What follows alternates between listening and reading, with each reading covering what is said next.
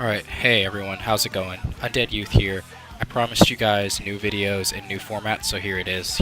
I'm gonna have a little discussion with you guys about tanking, with a video of me taking a 5-man off to the other side. I'm still getting used to this whole webcam thing. Off clearly to the other side where you see the video. So what I really wanted to talk to you guys today about was just Guardian Druids, because that is the class that I play. It's my main. And when I did my guide, I feel like a lot of people thought I was being very deprecating towards the Guardian Druid and very, unjustly bashing it. But I was really just being brutally honest about some of the experiences that I've had. But I realized that separating my experiences from the guide was probably the better thing to do. So this is a video that really is talking about my experience with playing my Guardian Druid in WoD, and then some of the things that we can see are going to be changing in Legion, or at least in the current alpha patch of Legion, and we can kind of take what Blizzard thinks might be the good and the bad, what I think are the good and the bad, and what they're doing about it to change things in the alpha version. So we'll kind of do a comparison between the two, just kind of work backwards and see if Blizzard actually thinks some of the things that I and other people think are problems are actually problems, at least in their eyes. So without any further ado, let's start with the good. Let's start with the things that I like about the Guardian Druid. The Guardian Druid was my entry into raid tanking. So with that being said, I'd have to say that in all honesty, the Guardian Druid is the best tank for beginners. Not to say that it is the newbie tank, but it is certainly an easy class to pick up. It's an easy class to learn, and you won't necessarily die. And there's a bunch of things that go into the reason why you just won't flat out walk into a boss, get hit, and die. One is because you do have relatively passive damage mitigation in the form of Primal Tenacity, which is just going to mean that every other melee hit essentially that you take, you're going to get a damage absorption shield, which is cool. So that's like a very non-interactive mastery, not like a Blood Death Knight's mastery, which still requires you to hit a button. Like Primal Tenacity doesn't even require you to do that, so that's really nice. But in general, I just love the ease at which a player can pick up this class, get experience in actually playing and tanking in a raid setting, because that's what's most important for a tank. And then you can kind of figure out what you like and don't like, and potentially either stick with the class or go to another one. So I really like that. That's number one. Number two, and this goes hand in hand with the fact that it is a bit easier of a spec to get a handle on, it's the fact that it never really feels like you don't have a button to press. And that, what I mean by that is the fact that you have so many abilities with low to no resource costs, and that pretty much do around the same amount of damage and pretty much generate around the same amount of resource. So it doesn't really feel like if you hit one button at the wrong time that you're really gimping yourself too hard. As long as you can remember to hit Mangle on cooldown, and when the button lights up, you're pretty much okay. Now that's a vast overgeneralization, but at the end of the day, Lacerate, Thrash, even Lacerate and Thrash both apply their own separate bleeds, which means that they're useful to be used in AoE and single target situations, at least for their bleed. So you're eventually going to use Thrash, even on a single target. You'd rather stack your Lacerates up to 3 first, sure. You'd rather use Mangle when it comes on cooldown, sure. But at the end of the day, you're going to put Thrash on your target one way or another. It's not going to be the end of the world if you do that instead of stacking your Lacerate from 2 to 3 or 1 to 2 or whatever. It's not going to be the end of the world, right? And so that's what I really like, is that it doesn't really seem like if I don't hit the right button, I'm not going to have the runes or the runic power to, keep up a death strike or something, like that, or I'm not going to have the chi to purify when I need to. You're not really one of those classes that has to bank a lot of resources in preparation for things going wrong and manage your actual offensive rotation with your defensive sort of resource pool, which is, neither here nor there, but it is definitely easier, and that's what I really want to focus on with that point. Another thing that I really like about the Guardian Druid is the potential to have a lot of very short duration or short cooldown abilities. Like you can have a slew of really nice cooldowns to kind of spice up the spec, because it can get kind of boring with all of those very similar abilities during your offensive rotation and only 2 real active mitigation abilities to master. It can be nice to throw in those cooldowns, and it can be necessary if you're doing really, really difficult content, right? Like Mythic and stuff. So I like the fact that you can have Bark Skin, which is on a low cooldown. You can have Bristling Fur. You have Survival Instincts, which in its current incarnation is 2 charges on a 2-second recharge timer, which is actually pretty low, especially compared to what it looks like it's going to be in Legion. I have the Tanking Trinket, the one from Mythic Dungeons, which is another little cooldown. I even kind of consider Cenarian Ward as a cooldown because you want to try to get it when you have the most resolve.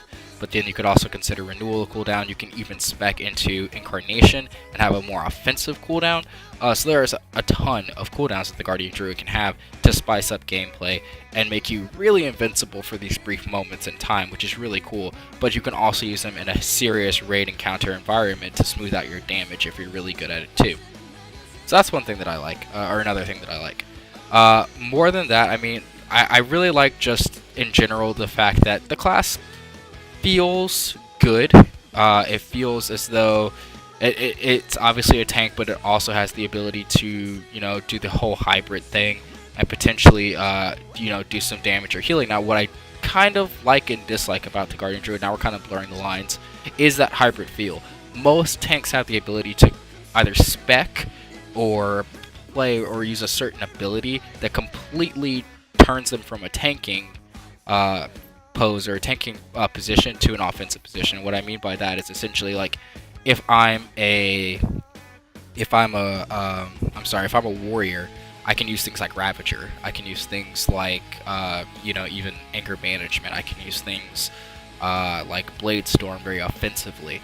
I can use, you know, Dragon's Roar and all this other cool stuff, or I could take very defensive talents, like I can take Gladiator's Resolve. If I'm a Death Knight, the biggest example and the best example I can give is I can either take Defile, or I can take Breath of Sindragosa. And I can use these abilities when I'm actually tanking, so when I'm off tanking, I can do a ton of damage. Druids don't have that option, and that really bugs me as a person. We're kind of getting into the bad, but I still want to bring it back to the good. That we don't have the option to really go super offensive. We do have some options here and there. We have the ability to obviously use Maul, and using our other active mitigation abilities doesn't really make sense. However, we don't really have like super bear awesome attack, you know what I mean? So it kind of sucks. But I think that what's really cool is that people don't really make use of enough is that we are a different type of hybrid class, or we are a hybrid class that does lean very heavily towards its ability to heal other people, which is really cool. Like things with Heart of the Wild, Nature's Vigil, even the fact that you can drop a Healing Touch or a Rebirth on someone is very, very important to the flow of battle. I can't tell you how many times I've been the one battle resing people, even though my battle res needs to actually proc, right? And I still am the one that ends up doing it in my raid. So please do understand that we might not have the ability to do that raw damage, but that's okay, because that's actually part of the class of fantasy. We're not supposed to be that guy. We're not supposed to be the Death Knight. We are the Druid. We are supposed to be healing people when we are doing nothing else. We also have a slew of CC abilities that not a lot of other tanks can boast, with Typhoon, Mighty Bash, and so on and so forth. So now let's move into the bad, because we're kind of running a little low on time. The bad, only 2 forms of active mitigation, right? Only 2 forms of active mitigation, and neither one of them are very good. Savage Defense is really cool, and Guardian of Elune is really nice if it wasn't contradictory to itself, but the only reason why Guardian of Elune contradicts itself is to try to get it to be taken as a talent, but Pulverize is just better than it. So I think the talent tree needs to be working to make it so that Pulverize... I really wish, honestly, that Pulverize was baseline, but neither here nor there. I think that, in general, Savage Defense is super cool, even though it's not sticking around. I thought it was pretty cool while it lasted, but it only works against physical damage, right? And there's a running theme with Guardians and physical fucking damage, and you're the best at dealing physical damage, but you suck at dealing magic damage, and there's no way within your active mitigation skill set to deal with it, right? Savage Defense does not help you there. So Savage Defense is not useful when you're off tanking. It's not useful when you're taking a lot of magic damage. It's really not even that useful if you're taking hits from a boss that's really, really slow hitting. Yes, the boss will probably hit you for more, and being able to dodge those attacks is nice, but unless you've taken Guardian of Elune as your talent, you're not even assured to be able to dodge every attack. Not only that, if those attacks are undodgeable, then again, you know, Savage Defense loses its luster. Which is a little unfortunate. And again, it doesn't help us when we're off tanking, so we have to rely on something like Maul. And Maul, compared to the other abilities I listed off for you earlier, just the few that I can think of off the top of my head, is definitely not in the same realm of a DPS increase. And if we're not needing to tank something, we should probably be in some way, shape, or form contributing to the DPS in a substantial way. Now, I know a lot of people are not going to like hearing that, but it's the truth, right? That just helps bosses die quicker. So that's one thing I don't like. I think that we need something else to spend our rage on, other than like Maul, Frenzy Regeneration, and Savage Defense. And what's worse is that Frenzy Regen is probably worse than anything else because it's totally fucking reactive, right? It's totally fucking reactive. So we have to take a tremendous amount of damage to make it so that Frenzy Regen is not, I'm sorry, somebody text me, is not, number one, complete overhealing, and two, we still have to worry about dying before we can even frenzied regen. And there's a lot of stuff that goes into our 4-piece set bonus that makes it a little bit more appealing, and our 2-piece set bonus that makes it more appealing. But at the end of the day, it's still fundamentally fucking flawed that it's just purely reactive. Yet we don't always have the proactive measure to couple with it in the sense that, yes, it's great to have Savage Defense up and then to be able to frenzy regen yourself when a couple of attacks slip through, or if the attack is undodgeable, or maybe there's that one caster mob. That's fine. But when you're sitting there with Dia constantly spamming Shadow Bolts at you, then you wish you had something, anything, to reduce magical damage taken. And you look at other classes like monks and paladins, which literally have the ability, paladins have the ability to passively block magic damage, right? Monks have the ability to stagger it passively. Well, not super passively, but you get it. So, like, again, the Guardian feels really gimped there. Two, we talked about the rotation being very simple and easy to learn. That's great for a beginner, but once you start getting a hang of it, you really do start to want more out of your rotation. And it sucks that all of your abilities do the same thing because it really doesn't feel very impactful to hit any of those buttons. It's like, oh, I hit Thrash, I apply to Bleed, but this hit everyone. Oh, I hit Lacerate, it applied to Bleed. Oh, but this stacks 3 times. And oh, I hit Mangle because it lit up. Oh, I hit Maul. That doesn't really feel impactful in any way, shape, or form. There really needs to be something done to the rotation to give it some sort of a point. And I feel like Pulverize does that, which is yet another reason to take Pulverize, because it just actually makes your rotation feel more fun and actually makes it feel a bit more constricted, which is not a bad thing, because there's such a free-form rotation where everything does the same thing, needs some sort of, some sort of point to it at the end of the day, and so I think that Pulverize is great for that. However, Pulverize in and of itself is flawed because of the fact that it requires you to have Lacerate stacks, which is really, really messed up on AoE fights where things start dying really, really quickly, and you don't have the ability to stack your Lacerates 3 times, and it gets really, really, really weird. And you also, it's usually a DPS loss to get rid of those Lacerate stacks, because the Bleed does a ton of damage, and then getting rid of it for Pulverize is not so strong in the damage department. So again, it's like, man, if I'm off tanking, I guess I just don't even press Pulverize, and then what the fuck's the point, you know what I mean?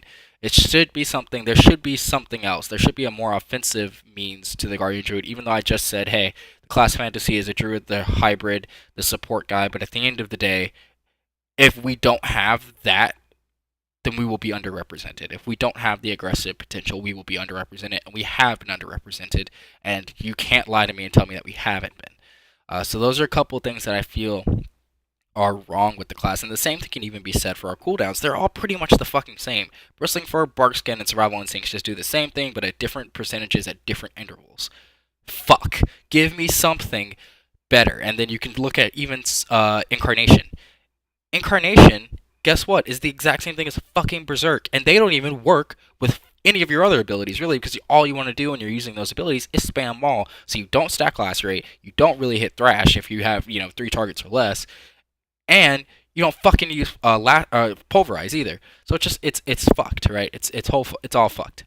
We're actually gonna lose the video here in a second, which is kind of depressing. But we'll try to do this and make this like this. Ooh, God, that's a lot of me, guys. Okay, but to kind of sum it up really quickly, I think that a lot of these things are taken into consideration in Legion, because you have to look at the fact that, number one, we do get an ability called Mark of Ursak, which actually just flat out reduces magic damage. Fucking thank you. How long has the Guardian Druid been around, and they just now implemented something like that? Fuck that, okay? I'm happy that we have it, but it's taken way too long. Also, we do have, Iron Fur, which increases our armor, which is just a lot more reliable way of dealing with physical damage than just chances of dealing with physical damage. They did get rid of Fairy Fire, replaced it with Moonfire. I don't think that... A lot of people kind of find that weird, but I mean, it's no crazier to me than me being able to shoot Fairy Fire at something. Fuck. Doesn't really matter. Another cool thing that they've done is now your Thrash actually applies Lacerate to targets, okay? this means Pulverize is so much easier to use in AoE situations because now all you have to do is stack up your lacerates with your Pulverize. Now you still have, or I'm sorry, with your Thrash, and it will hit everyone and apply that bleed. And it means that, hey, guess what? Fucking Thrash doesn't have its own separate bleed that we feel like we have to arbitrarily put up on a target, even in single target, just because, hey, it's another bleed. Now, understandably, they kind of curved that because now Lacerate also has a cooldown, which I'm, again, not upset about because of the fact that having all these abilities that were just so free form made your rotation really kind of wonky. So having Lacerate have a cooldown is not a bad thing, but that means that you're going to use Thrash to fill in the holes, so you're still going to be using Thrash on single targets, more than likely, which I just don't like that. I've never liked the idea of having to use AoE abilities in a single target rotation, something that's clearly fucking AoE. But Paladin started that. DKs kind of rolled in line when they got rid of Heart Strike, and now here we are. So what can you really do? I think it's just kind of what Blizzard wants right now. So it's kind of unfortunate. But I like the fact that now you can, easily stack Lacerate on multiple targets, and hopefully get your Pulverize off on one of them. Because, you still have to consume the Lacerate stacks from one target and give yourself the Pulverize buff. But now you can pick and choose. If I got 3 targets with Lacerate, yeah, the initial focus target might die, but I got 2 guys behind him that are like 80% HP, and they have 2 stacks. I'm going to be able to get Pulverize off. Am I getting Pulverize off when I really want to, when there's the most amount of mobs to reduce the most amount of incoming damage? No, and I still think that's fundamentally kind of flawed, but it's way better than it has been, so we can't really split hairs too much on that. I think that all in all, the Guardian looks a lot better. First of all, they've actually just heard us for what we've been saying for forever and really not able to feel like we're any different than any other bear. But now we can obviously do that. We still have Stampede and Roar, which is cool, so that gives us a little bit of raid utility, which is nice. Like I said, we finally have some way to deal with magical damage, which I'm super fucking excited about. I think that just brings us very much in line with other tanks. I still don't see a concrete sort of way through looking at talents for us to do an increased amount of damage when we aren't tanking a boss, but there is so much built into the talent tree for Guardian Druids now that really does increase our damage, but also reduces our damage taken passively, which doesn't make us any harder of a tank to play at all, which I like. It seems like it'll make us more interesting, like I said, just with the slight tweak to the way our active mitigation works, and we still have Frenzy Regen, but Frenzy Regen is changed. It's not just a flat conversion from Rage to Health. It is actually dependent on how much damage you've taken, which is really nice, with a minimum amount of damage that will, a minimum amount of your health that will be refunded to you. So even when you're off tanking, you haven't really taken any damage, you still get a minimum amount healed from it. And in general, it requires more thought process, because we don't have Resolve anymore. So it requires more of a thought process than just mindlessly spamming it when you're low on health, because that you are really in control at that point in time as to whether or not the ability overheals to an extent, because you should know how much damage you've taken roughly, and how much missing health you have. Because of course I don't know if it functions like Resolve in the sense that it's calculated before mitigation and things like that are taken into account, but either way, you should have some rough idea, and you are way more in charge now than you have been before as to whether or not like Frenzy Regen overheals. So that's really cool. There are a bunch of other nice quality of life changes in the tree, and just really cool things that sort of lend to the class fantasy and don't make us seem like just a warrior rehash, which I think is nice. And I would really like to see a lot of other cool things. So I've rambled on for a lot longer than the actual video was going to let me do, and I figured that was going to happen. But please comment down below, tell me what you like, what you don't like about the Guardian Druid. Again, this is my opinion and my perspective, my experience playing the Guardian Druid, what I'm looking forward to. This is not fact. Like a guide is, this is what's best in these situations. That is not what this is.